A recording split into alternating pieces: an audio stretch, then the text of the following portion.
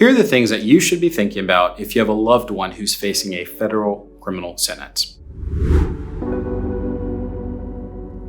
If you have a loved one who's facing a federal criminal charge, obviously there's going to be a federal criminal defense attorney who is assisting them through that process. But here you are as a loved one trying to figure out what you can do to best help a person that you care so much about. Here are the things that you need to be thinking about. First and foremost, understand that you can be involved in the sentencing process. Most judges will accept sentencing letters. So you can write a letter to the judge. These letters can be very powerful. In the federal system, what you submit in writing often has a greater impact than live testimony. In fact, when it comes to sentencing, most judges have a limitation on who can speak at sentencing, if not what type of people or relationships, at least on the number. So it's very common for judges to say you can't have more than 3 people testify at a sentencing hearing. There's a reason for that. You can have as many people write letters as you want. And it's not just a question of volume. Volume's great. I've certainly had judges comment when we've had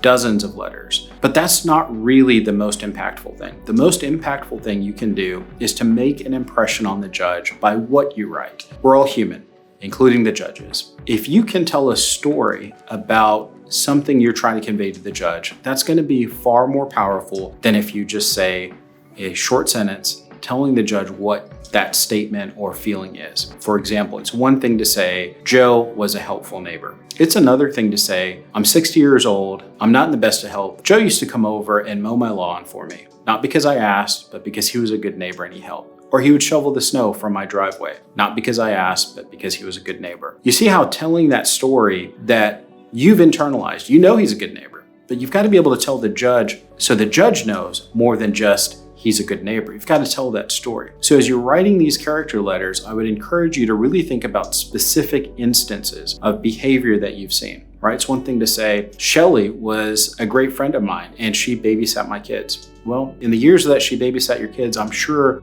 there's a story you can tell of a time where she really helped out. She intervened. She was there for you where she went above and beyond. That's the number one thing that you can do. If you're close enough to the person who's facing the criminal charges, there are other things you can do. You can be the person who is fielding even more letters. Oftentimes in a federal criminal case, the person who's accused is actually in custody. They can't get to their cell phone. They can't go talk to neighbors and old friends, but those are the people that you can reach out to. If you can't reach out to them yourself, you can give the attorney the names and numbers of people or email addresses of people who might be able to write character letters. Reach out to former employers, coworkers. Try to get different facets of your loved one's life that you can present to the judge. The third thing you can do is communicate with the attorney.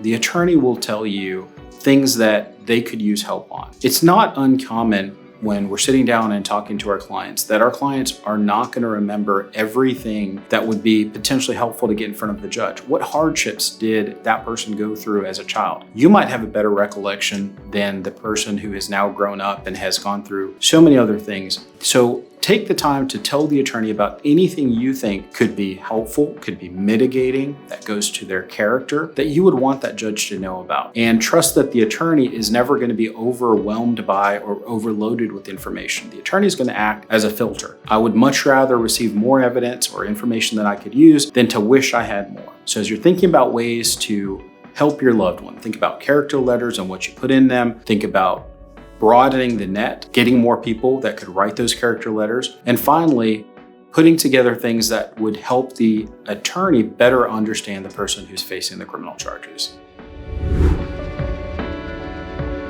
We're making these videos in response to questions that we've received here on our YouTube channel or through our website.